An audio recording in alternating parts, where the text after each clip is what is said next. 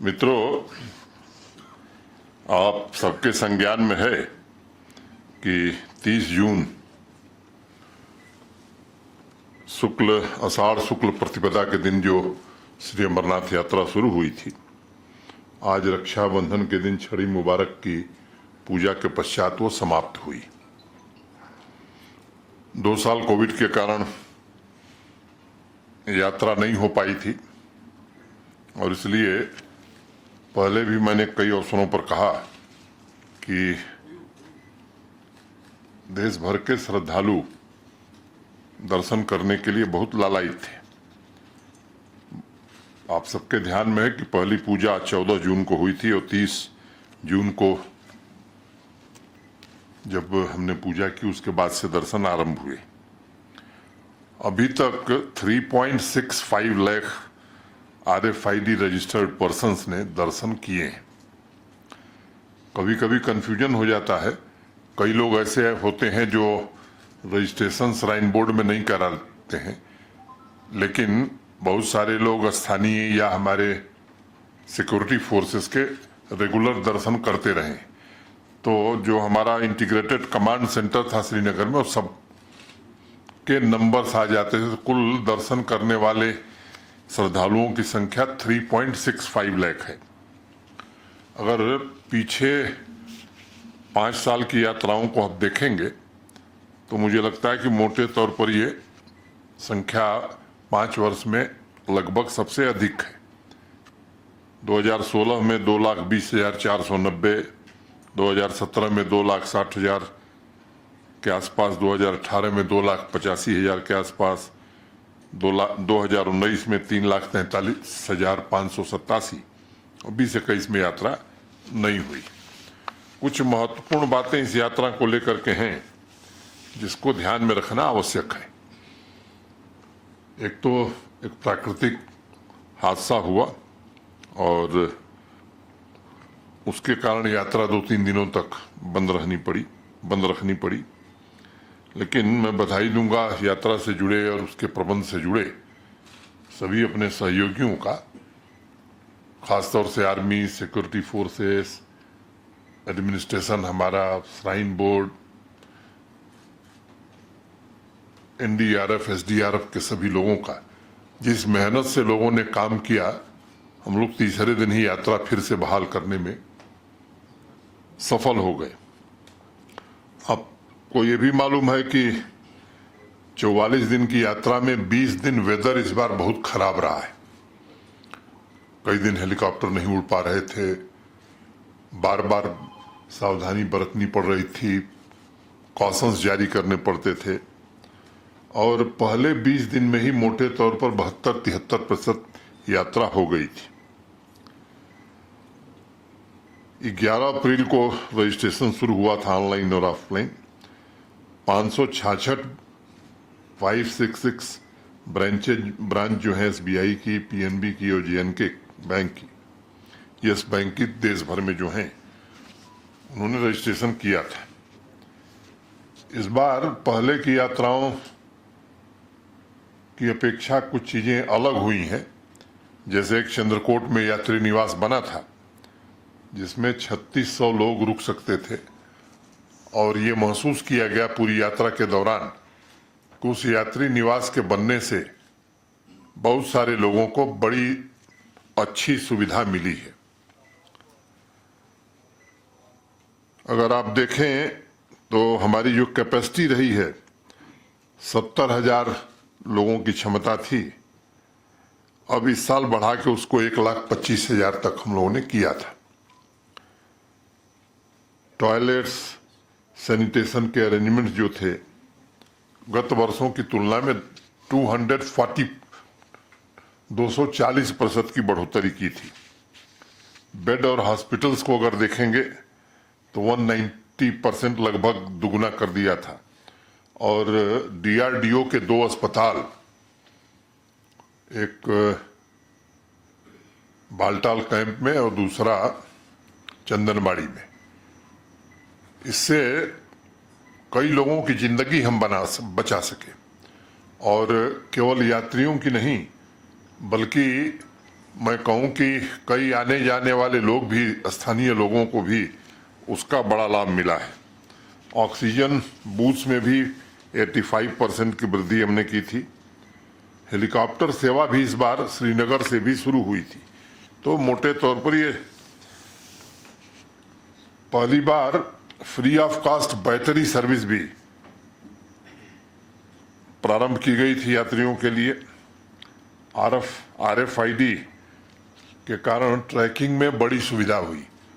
मैं खुद एक दिन बालटाल कैंप की तरफ था तो एक परिवार की एक बच्ची अपने परिवार परिजनों से बिछड़ गई थी। बहुत ही अल्प समय में RFID के कारण उस बच्ची को उसके परिवार से मिलाया जा सका। 34 PTZ कैमरा यात्रा ट्रैक पर लगाए गए थे, जिससे सर्विलांस में हमें बहुत ही मदद मिली। इस बार पोनी, पिट्ठू, पालकी के लिए प्रीपेड सिस्टम पहले से ही लागू किया गया था, जिसके कारण यात्रियों को सुविधा भी हुई और जो शिकायत आती थी ओवरचार्जिंग की, उससे काफी हद तक हम बच सके। कैंप ऑफिसर्स का जो डिप्लॉयमेंट था यात्रा को इफेक्टिवली मैनेज करने के लिए, वो लगभग 3 गुना बढ़ा दिया गया था। डेली बेसिस पर CO Shri Amarnath shrine board, divisional commissioners, हमारे पुलिस के दोनों ADG, DC, SSP, camp officer और डिफरेंट स्टेक होल्डर्स ये रेगुलर बात करते थे प्रतिदिन। और जरूरत पड़ने पर चीफ सेक्रेटरी साहब भी हर 2 दिन पर, जरूरत पड़ने पर मैंने भी कई बार इंटरेक्शन किया। तो इस तरह से मैं कह सकता हूं कि सबने काफी इसमें रुचि लेकर के काम किया। एक रैपिड असेसमेंट सिस्टम भी हम लोगों ने लगाया था कि यात्रियों से फीडबैक लिया जा सके। मोटे तौर पर मैं आपको ये बात कहना चाहता हूं कि 92-93% लोगों ने यात्रा के इंतजामात को लेकर के काफी प्रशंसा की है। अब जैसे जो सवाल पूछे गए, मैं उसमें एक आध का जिक्र आपसे करूंगा। इज द ट्रैक यात्रा लिटर फ्री? बाल्टाल एक्सिस पर 95.12% लोगों ने कहा यस। पहलगांव एक्सिस पर 94% लोगों ने कहा कि यस। तो एवरेज अगर देखेंगे आप तो 94.56। इज द ट्रैक यात्रा open defecation free? Baltal axis पर जो हमारे पास फिगर आया है 96.27, पहलगांव एक्सिस पर 96। Are the toilet clean? Baltal axis पर 91, पहलगांव एक्सिस पर 93। Is darshan hassle free? Baltal axis पर 98.55, पहलगांव एक्सिस पर 95। Are the medical facility efficient and sufficient? Baltal 99.25, Pahalgam 98। Are pitthu, pony, palki wala helpful? Baltal axis पर 89.60, पहलगांव एक्सिस पर 98। इस तरह से मैंने 18 ऐसे बिंदु हम लोगों ने चिन्हित किए थे। मुझे लगता है कि एक केवल ट्रैफिक जाम को लेकर के थोड़ी सी लोगों की तकलीफ या शिकायत थी, बाकी सभी जो पैरामीटर्स हैं मैं समझता हूं कि सभी बहुत ही उत्कृष्ट प्रदर्शन। और ये उत्कृष्ट प्रदर्शन इसलिए हो सका कि सबने इस यात्रा को अपनी यात्रा समझा। और मैं आभार व्यक्त करना चाहूंगा श्राइन बोर्ड का भी, जम्मू कश्मीर प्रशासन के अधिकारियों का, जम्मू कश्मीर पुलिस का, आर्मी, सिक्योरिटी फोर्सेस सबका, और सबसे ज्यादा यहाँ के स्थानीय निवासियों का। और वो तो मैंने देखा है अपनी आंखों से 8 को जब प्राकृतिक हादसा हुआ, जिस तरह से स्थानीय लोगों ने बढ़ चढ़ करके लोगों की मदद की, इमदाद पहुंचाई, वो काबिले तारीफ है। और स्थानीय लोगों ने पूरे यात्रा के दौरान जिस तरह से स्वागत किया यात्रियों का, वो भी काबिले तारीफ है। RO वाटर प्यूरिफायर 200% इंक्रीज हुई थी। अंडरग्राउंड केबलिंग हम लोगों ने 24/7 पावर की उपलब्धता के लिए हो गई थी। आप सब जानते हैं यहाँ स्मार्ट सिटी के अंतर्गत integrated command and control centre Srinagar में स्थापित हुआ है। IIT जम्मू के कुछ बच्चे आए थे और वो खुद वॉलंटियरली यहाँ यात्रियों की सेवा में लगे थे। 2 सीनियर IAS ऑफिसरों को प्रशासन ने दोनों एक्सिस पर इंचार्ज के तौर पर लगाया था। Shrine board, civil administration, army, ITBP, CAPF, JK police, NDRF, SDRF, ये जब 8 तारीख को घटना हुई, इतना जब फ्लैश फ्लड डिजास्टर आया, इतना क्विक रिस्पांस था कि मुझे लगता है कि उसके कारण बहुत सारे लोगों को इवैक्यूएट करने और बहुत सारी जिंदगी बचाने में हम लोगों को काफी सहायता मिली। फुल प्रूफ सिक्योरिटी सिस्टम के लिए भी मैं अपने सारे सिक्योरिटी फोर्सेस को हृदय से धन्यवाद कर देना चाहता हूं। भारत सरकार का भी जिस प्रकार से हमको सहयोग मिला है, निश्चित रूप से मैं श्राइन बोर्ड के अध्यक्ष के नाते भारत सरकार के प्रति भी हृदय से कृतज्ञता ज्ञापित करता हूं और मीडिया के साथियों का भी जिस तरह का सहयोग रहा है पूरी यात्रा के दौरान, उसकी भी मैं प्रशंसा करता हूं। मोटे तौर पर मैं इस बार के अनुभवों ने कई चीजें हमें बताई और मुझे ऐसा लगता है कि आने वाले दिनों में, आज सुबह हम और मुख्य सचिव और श्राइन बोर्ड के कुछ लोग चर्चा कर रहे थे, मुझे लगता है कि और भी बेहतर ढंग से आने वाले दिनों में यात्रा की जा सकती है। आज वो समय नहीं कि उस पर मैं चर्चा करूं, भविष्य में कभी जरूर करूंगा, लेकिन इस बात का हमें संतोष है कि जो फीडबैक पूरे देश से मिला है उससे जम्मू कश्मीर का गौरव बढ़ा है। जम्मू कश्मीर के प्रति पूरे देश में एक फील गुड फैक्टर पैदा हुआ है कि अच्छी व्यवस्था करने में जम्मू कश्मीर प्रशासन, जम्मू कश्मीर के निवासी पूरी तरह से सक्षम है।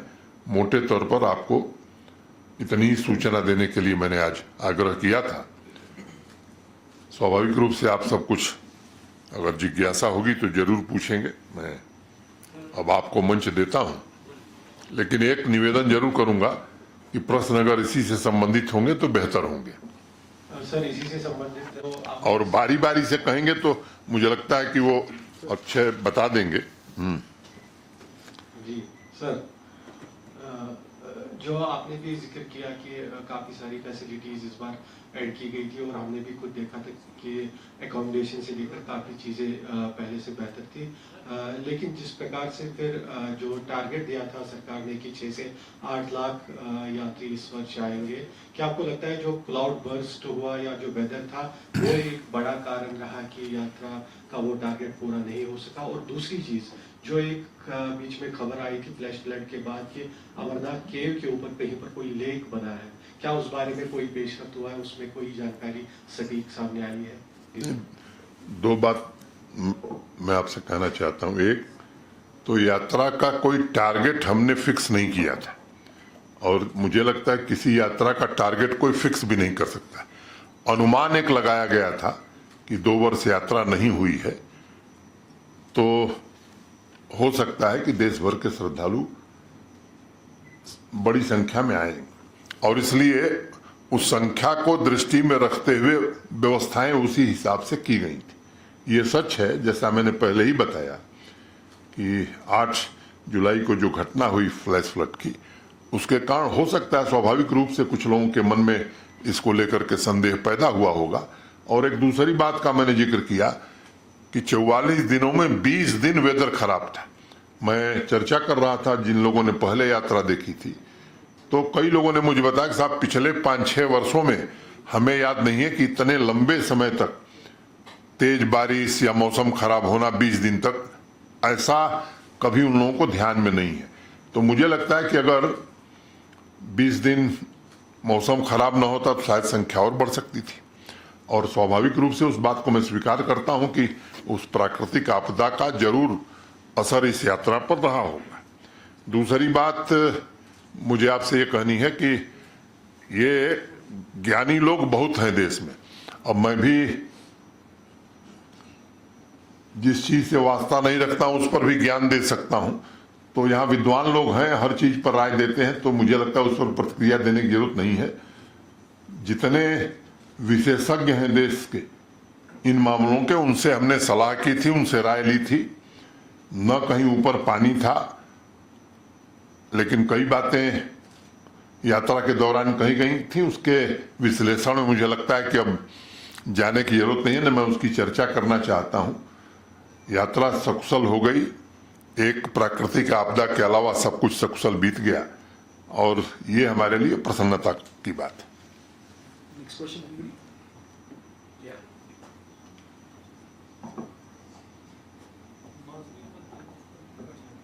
सर, हमने भी वहाँ गए, हमने यात्रा कवर की, लोगों से भी बात की। सिक्योरिटी ऑब्वियसली एक बहुत बड़ा चैलेंज रहा है। इस यात्रा से पहले भी कई बातें हो रही थी कि काफी जो है थ्रेट है, लेकिन जो आम इंसान वहाँ है, या जो जैसे सेब वाले थे वहाँ पे रास्ते में हम मिले लोगों से, वो चाहते थे कि यात्री उनके पास रुके, उनसे बात करे, वो उनका बिजनेस भी उससे बढ़ेगा। लेकिन एक सेट डिफाइंड रूट था, यात्री रुक नहीं पा रहे थे लोगों के पास। तो आपको लगता है कि उसमें बेटरमेंट हो सकती है, ज्यादा इंटरैक्शन, जो यात्री रुक सकते हैं, जो चाहते हैं लोगों से मिलना या कुछ खरीदना रास्ते में, ऐसी चीजें हो सकती हैं सिक्योरिटी ऑब्वियसली को देख के साथ में रखते हुए भी? जी, दो बातें मुझे लगता है कि फिर मुझे कहनी पड़ेंगी।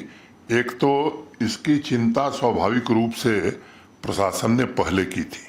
सेल्फ हेल्प ग्रुप्स की महिलाएं, स्थानीय लोगों के उत्पाद कैंप्स में बिके, रास्ते में बिके।